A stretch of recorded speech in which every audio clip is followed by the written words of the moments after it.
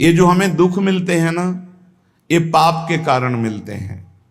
लोग मारे घूम रहे हैं, दुख मिटाने के लिए सोचते हैं कोई जादू कर दे, कोई टोना कर दे, कोई जंतुर बांध दे, कोई आशीर्वाद दे दे। अरे काहे को पागल हो?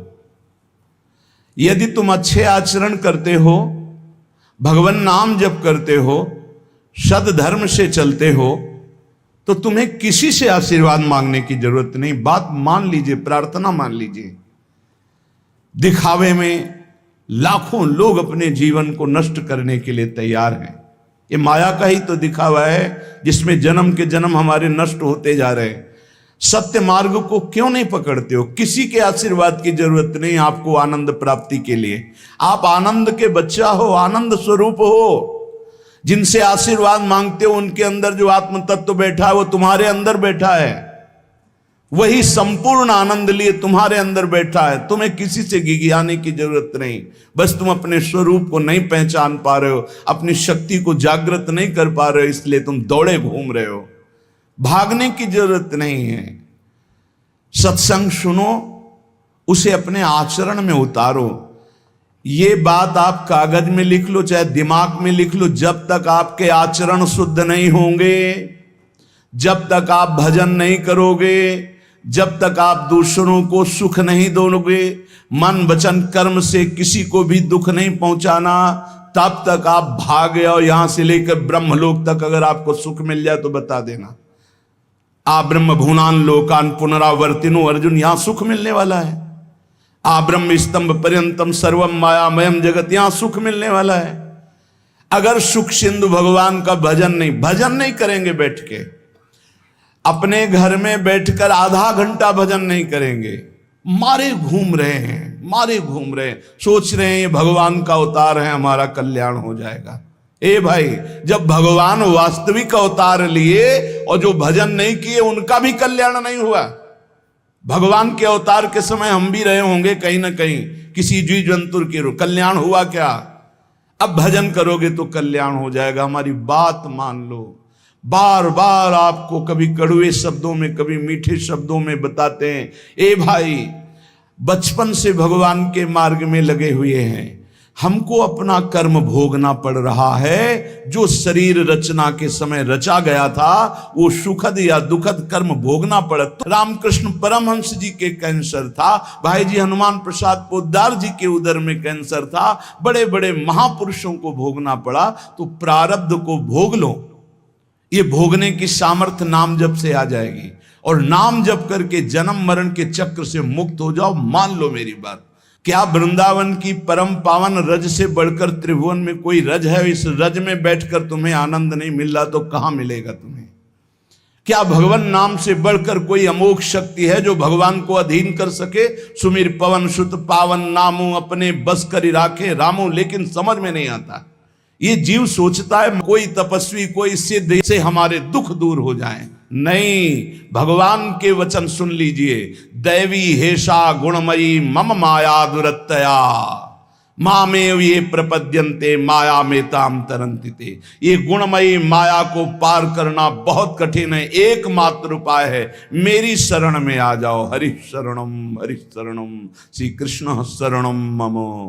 जब तक प्रभु की शरण में नहीं, तब तक माया मुक्त। पर समझ में नहीं आता। लोगों को ऐसा लगता है मैं जाऊंगा, आशीर्वाद मिलेगा, मैं सिद्ध हो जाऊंगा, सब दुख नष्ट हो जाएंगे। आप समझो, हमारी प्रार्थना को समझो। हम अंदर से पीड़ित होके बोल रहे हैं, आप लोग समझते नहीं हो। भगवान का भजन किए बिना कहीं भी भाग के चले जाओ, आपको शांति नहीं मिलेगी प्यारे। और घर में बैठकर यदि भजन करोगे तो घर तीर्थ हो जाएगा। घर में भगवान पधारेंगे, आप आनंदित हो जाओगे। संत संग का फल होता है भागना, मिट जाना।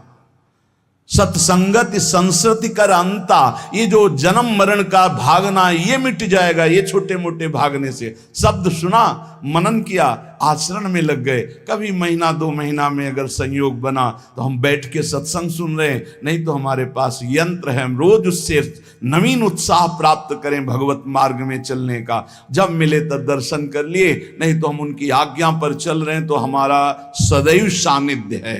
भागने की जरूरत नहीं। नहीं भाई नहीं, थोड़ा चैन लो, थोड़ा शांति लो, भागने की जरूरत नहीं है। अंदर से भगवान को सुमिरन करने की जरूरत है। थोड़ा संयम में आओ। जिसको देखो मनमानी आचरण कर रहा है, सोचता है कोई संत महात्मा आशीर्वाद दे देंगे, तो तुम्हें संत महात्मा मिलेंगे ही नहीं। तुम करोगे पापाचरण तो संत महात्माओं का सानिध्य ही नहीं मिलेगा। पापवंत कर सहज स्वभाव, भजन मूर्ति भावन काऊ, जो पे दुष्ट हृदय सोई होई, मोरे सन्मुख आव की सोई।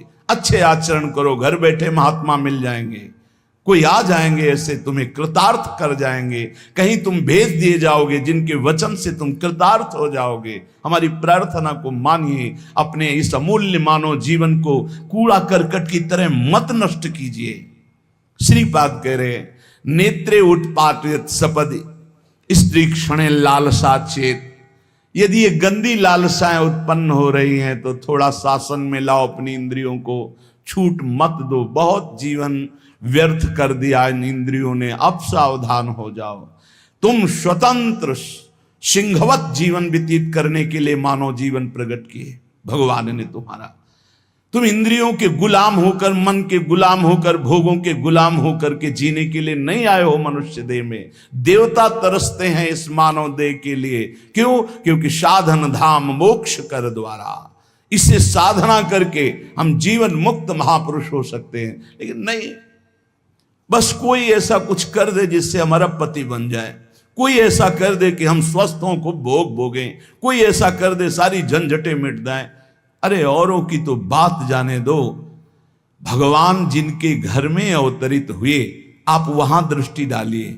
इतने बड़े भजनानंदी महात्मा वसुदेव और देवकी कंस कारागार में बंद किए हुए, भगवान पधार रहे हैं हथकड़ी बेड़ियों से जकड़े हुए। आप विचार कीजिए, भगवान की सिवा तुम्हें कोई बंधन मुक्त नहीं कर सकता। और सब तरंगे हैं, भगवान भगवान है, हमारी बात को समझ लो। भगवान भगवान है, भगवान के भाव में डूब करके सब भगवत स्वरूप हैं। तरंग में वायु विकार है, वायु विकार हटा तो समुद्र ही है। पर इतना भेद है कि समुद्र करोड़ों अनंत तरंगें प्रकट कर सकता है, लेकिन एक तरंग समुद्र नहीं प्रकट कर सकती। ऐसे ही जितने महापुरुष हैं, जितने सिद्ध महापुरुष हुए, भक्त हो चाहे ज्ञानी हो चाहे योगी हो, वो माया विकार को नष्ट करके ब्रह्म रूप में लीन हो गए, तो ब्रह्म स्वरूप वो भी हो गए। ब्रह्मविद ब्रह्म ही भवति। लेकिन ब्रह्म तो ब्रह्म है, जिसने एक संकल्प मात्र से अनंत सृष्टि का सृजन कर दिया, उसकी समानता करने वाला त्रिभुवन में कोई नहीं है। तो उन्हीं भगवान की, चाहे निराकार मानो, साकार मानो, सगुण मानो, निर्गुण मानो, उन्हीं भगवान की शरण में जाने के लिए सब संत महात्मा, और जो भगवान की शरण से अलग करके अपने को भगवान माने, तो हमें लगता है फिर बचना चाहिए ऐसे भगवानों से, जो अपने वचन से, अपने आचरण से, अपनी हृदय की भावनाओं से जीवों के माया जनित आकर्षण को नष्ट करके श्री भगवान से प्रीति करावे।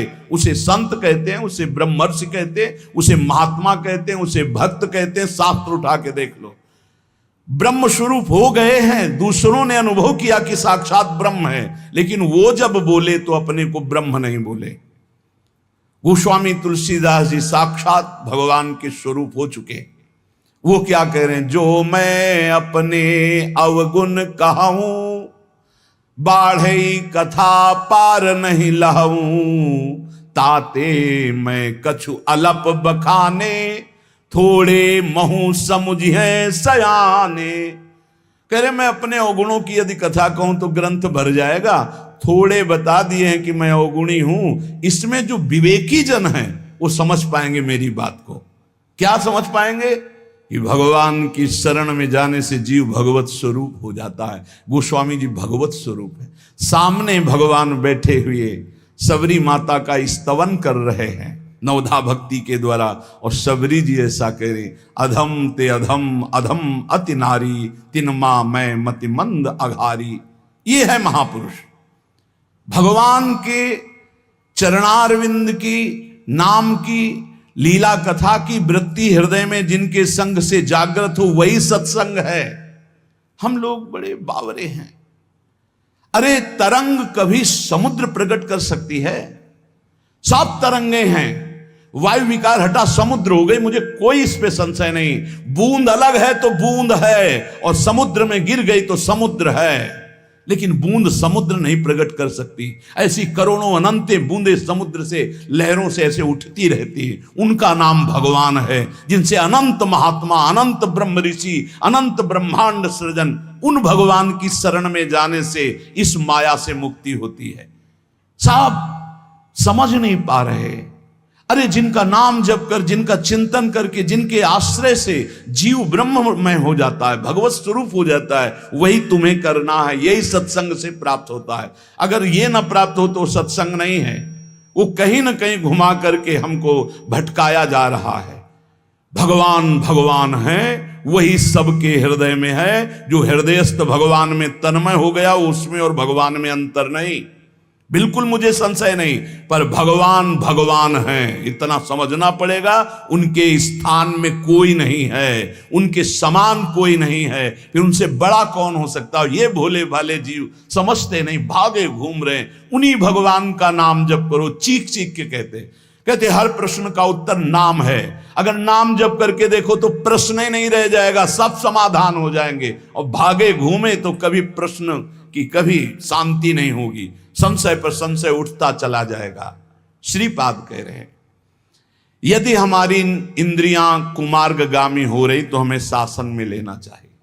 शासन में नहीं लोगे तो शासन तुम्हें शासन में ले लेगा। 2 शासन है, एक है राष्ट्रीय शासन, एक है भागवतिक शासन।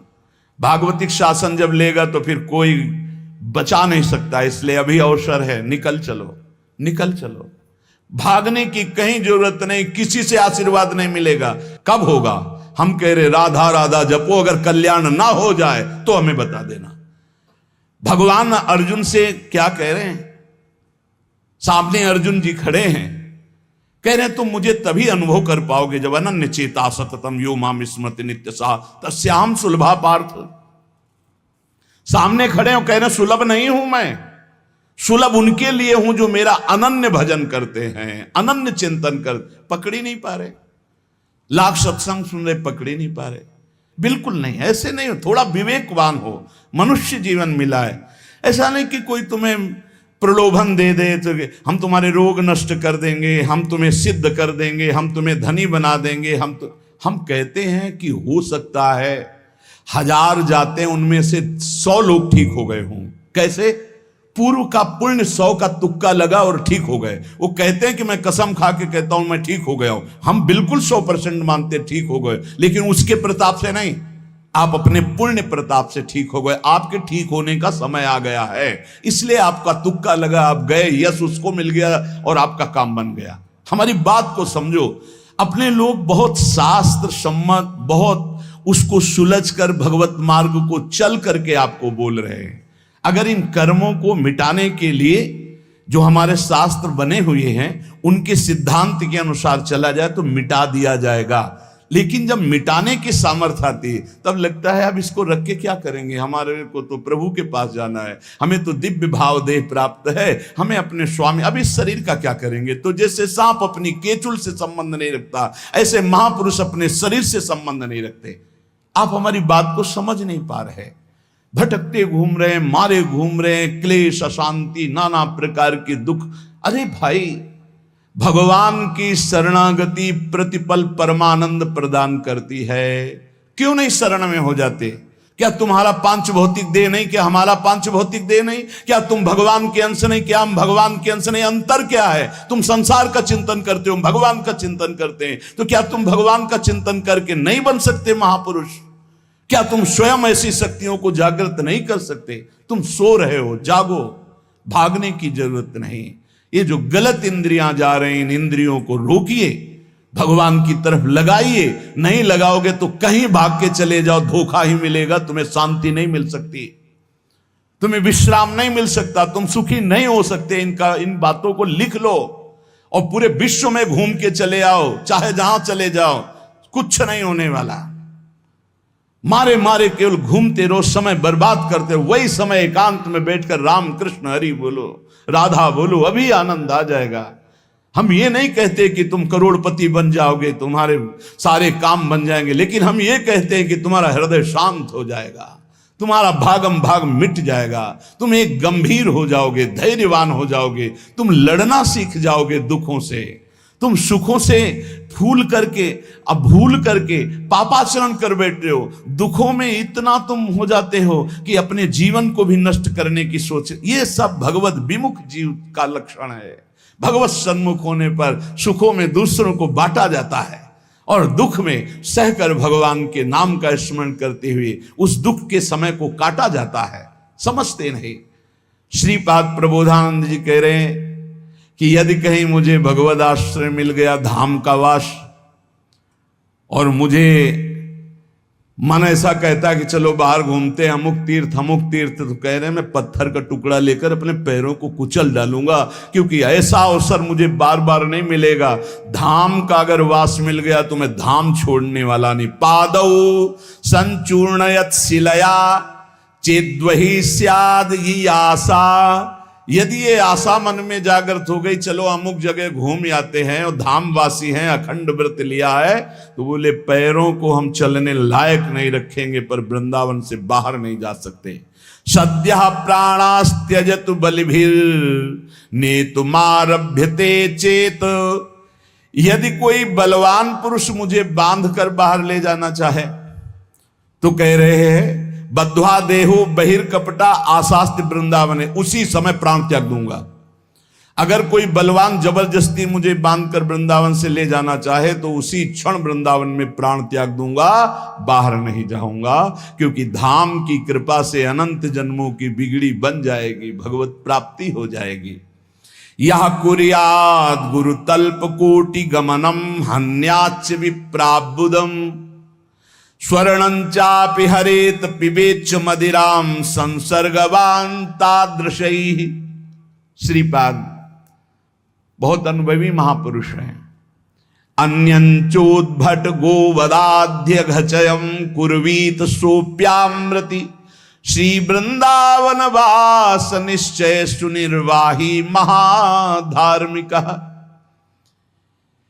यदि आपको ज्ञान नहीं रहा हो, आपसे ऐसे पाप बन गए हैं, गुरुपत्नी गामी सबसे महापापों में पहले आता है, फिर आता है जो ब्रह्म ऋषिजन हैं उनकी भार्या, फिर आता है मद्यपान मदिरापान करना, फिर स्वर्ण की चोरी करना,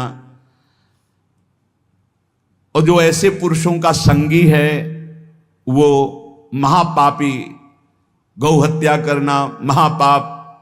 ऐसे जो महापापी जन हैं, पाप हो चुके हैं उनसे, अब वो विचार करें कि मेरा कल्याण कैसे हो सकता है, मैं तो महापापी हूं। तो श्रीपाद कह रहे हैं हर जीव को अंतिम सांस तक भगवत प्राप्ति का मार्ग खुला है। बहुत बड़ी बात है, बहुत बड़ी बात है। आज तक भोगना पड़ रहा है गुरुपत्नी गामी का कलंक चंद्रमा जी को, आज तक। ये बड़े बड़े महत पाप हैं जो लोग नहीं समझते हैं। ये बात समझ लें, पर स्त्री गमन, मदिरापान, द्वैत कीड़ा, स्वर्ण चोरी, गुरुपत्नी गामी, ब्रह्म ऋषियों की तरफ जो उनकी भार्या है उनकी तरफ ये काम भाव से देखना, गौ हत्या, ये महत पाप हैं। ये पाप नष्ट कर देते। भ्रूण हत्या, ये सब महत पाप है। अगर ये पाप बन गए हैं जाने अनजाने में जीवन में, और अब हमने सत्संग सुना तो अब हमें प्रायश्चित हो रहा है कि मेरा कल्याण कैसे हो सकता है, तो श्रीपाद कह रहे एक बार हृदय से जलन पैदा करो कि मेरे से बहुत गलती हो गई, और श्रीधाम वृंदावन आ जाओ।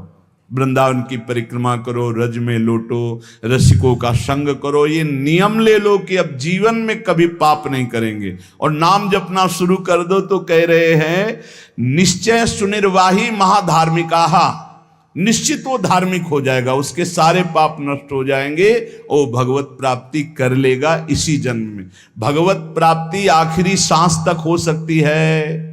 आखिरी सांस में बोला राधा राम कृष्ण हरि, बिल्कुल भगवत प्राप्ति हो जाएगी। विश्वास कर लो इस बात पे। इसलिए कोई भी कभी निराश न हो कि मुझे भगवत प्राप्ति नहीं हो सकती, मेरा कल्याण नहीं हो सकता। इस श्लोक में श्रीपाद ने बताया, यदि ऐसे महापाप किए हुए हो तो श्रीधाम वृंदावन आ जाओ। धाम है भगवान का, निज धाम है। जो बड़े बड़े तीर्थों के अवगाहन से पाप नष्ट नहीं होते, जो कि महापाप कहलाते हैं, वो धाम में रज में लौटने से, परिक्रमा करने से, नाम कीर्तन करने से, सत्संग सुनकर सतमार्ग में चलने से। कह रहे हैं निश्चय सुनिर्वाही महाधार्मिका, निश्चय उसके सारे पाप नष्ट हो जाएंगे और वो धार्मिक ही नहीं महाधार्मिक हो जाएगा।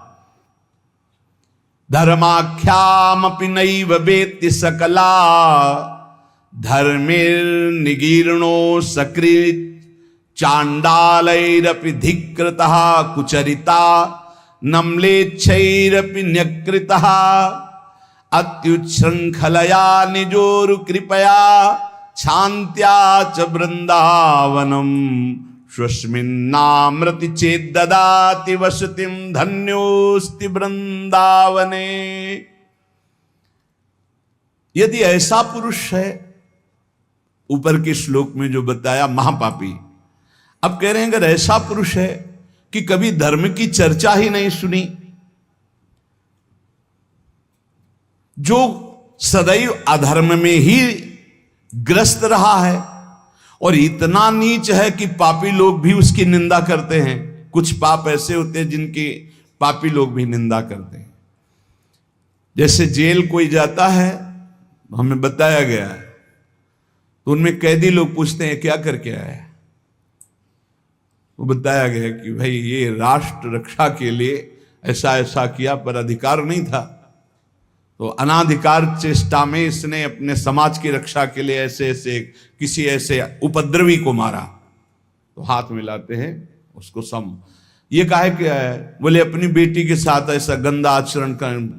तो बोले वहां के कैदी भी गुस्सा होकर उस पर दृष्टि रखते हैं, उसे घृणित दृष्टि से देखते हैं। तो यहां कह रहे हैं जो धर्म की वार्ता नहीं जानता, अधर्म से ग्रसित रहा है, और नीच पुरुष पापी लोग भी उस पर क्रोध दृष्टि से देखते हैं कि बहुत ही नीच है ये। ऐसे खोट कर्म करने वाला समाज से जो बहिष्कृत हो चुका है और निश्चित हो चुका है कि अब इसकी दुर्गति पक्की है, उसके लिए भी एक चांस है। बोले निजोरु कृपया शांत्या च वृंदावनम स्वस्मिन् नामृत चेत ददाति वसतिम धन्योस्ति वृंदावने। बोले निज कृपा से वृंदावन उसको पावन कर सकता है। यदि वह करके ये जीवन भर का नियम ले ले कि अब मरूंगा तो इसी रज में वृंदावन से कभी बाहर नहीं जाऊंगा, तो असीम कृपावान प्रिया प्रीतम का निज धाम ये उसके सारे पापों को नष्ट करके उसे धन्य कर, धन्योस्ति वृंदावने, उसे धन्य बना देगा। पहले में महापापों का वर्णन किया, दूसरे में नीच आचरण करने वाला अधर्मी जो सबसे ज्यादा तिरस्कृत है, वो भी अगर श्रीधाम वृंदावन में आमरण वास स्वीकार कर ले कि अब वृंदावन, वैसे तो मैं बहुत पापी नीच हूं पर अब वृंदावन को नहीं छोड़ सकता, आजीवन वृंदावन वास करूंगा चाहे जितना कष्ट मिले, तो श्रीपाद कह रहे हैं चेत ददाति वसतिम धन्योस्ति वृंदावने। वो वृंदावन वास स्वीकार करने के कारण वृंदावन की कृपा से निष्पाप होकर धन्योस्ति, धन्य हो जाएगा, अर्थात उसको भी भगवत प्राप्ति हो जाएगी। कभी भी उपासक भेद मत में पढ़कर तर्क वितर्क न करे। हरि हर सब एक हैं, हरि हर सब एक हैं। जैसे पीछे कहा था ठाकुर ठाकुर सब एक है, संत संत सब एक, और जो संतन का सेवन करे सो जागे शुद्ध विवेक। ऐसे यहां कह रहे तुकाराम जी के हरिहर में भेद नहीं है। जो भेद फैलावे, लड़ाई झगड़ा करे, ऐसे से दूर रहना। मिठास में चीनी है, चीनी के खिलौने बने हैं, एक सवार बना हुआ है, एक घोड़ा बना हुआ है, दोनों में चीनी क्या कम है क्या? बराबर चीनी है। चाहे घोड़े से शुरू करो तो मिठास, सवार से शुरू करो। दीपावली में आते ना बने, ऐसे ही चराचर जगत में सेवक स्वामी बना, वही सच्चिदानंद है। हरिहराम भेद नाही नका करुम वाद एक एकाचे हृदयम गोडी साखे रेचे ठाई। जहां हरिहर में कोई भेद करके निंदा करने लगे वहां से कान में अंगुली डाल के चल देना चाहिए। एक ही ये परम तत्व है। ये झूठ मूठ अज्ञानी जन बहस करते रहते हैं, इनके हृदयों में बिल्कुल भगवदानंद की मिठास नहीं है, इनकी बातें नहीं सुननी चाहिए। भेद करने वालों की दृष्टि में जो माया का पर्दा लगा हुआ है, भक्तों की दृष्टि में वो पर्दा नहीं होता। वो बेपर्द देखते हैं कि सर्वत्र एक ही भगवान विराजमान है। जो सर्वत्र एक ही भगवान विराजमान ऐसा मान लेते हैं, उनके आगे पीछे दाएं बाएं भगवान की रक्षा शुरू हो जाती है। ध्यान रखना, जो सर्वत्र अपने भगवान को देखते कि सब रूपों में मेरा ही भगवान है, तो कह रहे देवु उभा मांगे पुंडे उगवी कोंडे संकटा। कोई संकट उसे छू नहीं सकता, चारों तरफ से भगवान की सुरक्षा रहती है उस भक्त के जीवन में। विश्वास करो इस बात पर, चारों तरफ से भगवान सुरक्षित रखते हैं। और जो सदैव संतों का स्तवन करके भगवान का भजन करता रहता है, उसमें कोई ऋण नहीं रह जाता। यह भी एक प्रश्न आया था कि देव ऋण, ऋषि ऋण, मातृ ऋण, पितृ ऋण, इनसे कैसे ऋण हुआ जाए। क्या कह रहे हैं तुकाराम जी? जो संतों का स्तवन करता है, उसके हृदय में भक्ति होती, जो भगवान का भक्त होता है, उसका कोई ऋण नहीं रह जाता, सब ऋण मुक्त हो जाते हैं। एकादशी स्कंद में भगवान श्री कृष्णचंद्र जी ने उद्धव जी से कहा है, जो मेरा अनन्य भाव से निरंतर चिंतन करता है, उसे मैं सब ऋणों से मुक्त करता हूं। देव ऋण, ऋषि ऋण, पितृ ऋण, मातृ ऋण, इनसे उऋण होने के लिए प्राणपन से श्री हरि के चरणों का चिंतन करो। पंडरीनाथ तुम्हारा जन्म धन्य कर देंगे, तुकाराम जी कह रहे हैं। देखो, जब आनंद मिलेगा तब मन पंगु हो जाएगा। जैसे भौरे में बहुत बड़ी ताकत है कि चाहे जितना मजबूत काठ हो, वो बड़े मौज से खेलते खेलते उसमें छेद कर देगा। जब कमल की पराग वृत्ति में वो पहुंचता है, तो थोड़ा सा भी पराग को धक्का न लगे, शांत होकर बैठ जाता है। चाहे जीवन खोना पड़े, वो कमल की पंखुड़ी को नहीं काटता। ऐसे उदाहरण दे रहे, ऐसे ही तुम्हारा मन तब तक उद्दंडता करता रहेगा जब तक भगवत सुख नहीं मिलेगा। और जिस दिन इसे आनंद मिला, भगवदानंद, ये बैठ जाएगा, इसका अस्तित्व खत्म हो जाएगा, ये बैठ जाए। निज सुख बिन मन होई कि थीरा। बिना आत्मानंद का अनुभव मिले मन स्थिर नहीं होगा, शांत नहीं होगा, विश्राम नहीं पाएगा। भौरे का दृष्टांत देकर के मन को समझा रहे कि मन भौरा है, भटक रहा है विविध भोगों में, बड़ा मजबूत है, बलशाली है, लेकिन ये तभी निर्बल बनेगा जैसे भौरा कमल में आ जाता है तो वहां अपना बल खो देता है। ऐसे ही श्री हरि चरणारविंद, हरि नाम, भगवद आश्रय, भगवत भक्ति, इसी में मन आनंद को प्राप्त होगा। तो आपको कहीं भागने की जरूरत नहीं। आपने सुना कि जंगल में भागने से क्या होगा, जल पीने से क्या होगा, फलाहार रहने से क्या। शांति से अपने घर को ठाकुर जी का मंदिर मान लो, खूब नाम कीर्तन करो, भगवत चर्चा करो, भगवान का सुमिरन करते हुए जीवन व्यतीत करो। इधर भी सुखी, परलोक में भी सुखी। किसी से आशीर्वाद मांगने की जरूरत नहीं, दौड़ने भागने की जरूरत नहीं, हाहाकार मचाने की जरूरत। ये बहुत आनंद का जीवन है मानो दे।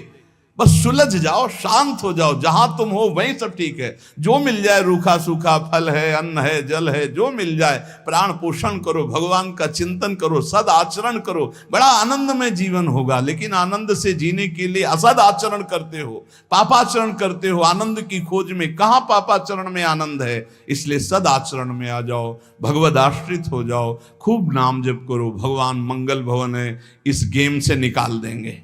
बहुत बड़ा एक गेम है, बहुत बड़ा गेम है। जीतते जीतते हार जाओ, हारते हारते जीत जाओ। तो हम तो जीत गए। नागरी दास ही जन्म जितायो, बलिहारी बलिहारी हमारी सबही बात सुधारी, कृपा करी श्री कुंज बिहारी और श्री कुंज बिहारी हमारी सबही बात सुधारी। राख्यो अपने वृंदावन मां, बस खास बात बल गई। नहीं, आप क्या समझते हो, हाहाकार मचा हुआ, तांडव मचा हुआ है माया का। ये तो धाम है, इसके प्रभाव से आप बिल्कुल शांत आनंदमय हो, धूल भरी आंधी दूर से निकल रही। नहीं तो आप संसार में देखो, सतोगुण रजोगुण तमोगुण 3 गुण है। सतोगुण तो कहीं कहीं नहीं, रजो और तमो की तांडव वृत्ति मची हुई है। जहां कहीं भगवत चर्चा, भगवत नाम कीर्तन, भगवत गुण, बहुत विक्षेप माया डालती है। इसलिए खूब नाम जप करो, इसी जन्म में भगवत प्राप्ति कर लो, दोबारा इस कलयुग में जन्म ना हो। पक्का ऐसा भजन करो कि आगे अब देखते जाओ। अरे भाई, बड़ा आश्चर्यमय समय, बड़ा आश्चर्यमय समय है। अभी तो कुछ है नहीं, अभी तो बबुआ है कलयुग, घुटने के बल चल रहा है। थोड़ा खड़ा होने दो, फिर ताल ठोकने दो। 4,32,000, अभी तो 32,000 नहीं पूरे हुए, थोड़ा 1,00,000 1.5 लाख पूरे होने दो, फिर इसका है, उसका अपना राज्य है। इसलिए कलयुग के दोषों से बचने के लिए, माया के प्रभाव से मुक्त होने के लिए, समस्त दुखों का नाश करने के लिए समर्थ है भगवान नाम। खूब नाम जप करो, नाम कीर्तन करो, भगवत चर्चा करो, इसके सिवा कोई उपाय नहीं है। जहां और कुछ उपाय बताया जाए तो भटकाव है। हमारी प्रार्थना मान लीजिए, निस्वार्थ बात आपसे कह रहे हैं, आपके मंगल के लिए कह रहे हैं, शास्त्र सम्मत कह रहे हैं। पहले से भगवान व्यासदेव जी ने लिख दिया है, कृतयुगे ध्यायते विष्णु त्रेतायाम यजते मखई द्वापरै परिचर्यायाम कलौ तद्धरि कीर्तनात्।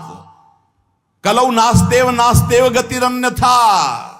कलयुग में कोई और गति और गति और गति नहीं है। हरे नाम हरे नाम हरे नाम केवलम, केवल हरि का नाम, केवल भगवत नाम है। इसलिए खूब नाम कीर्तन, नाम जप, भगवत चर्चा, जीवन सार्थक। शेष चर्चा आगे। श्री राधा वल्लभ लाल की।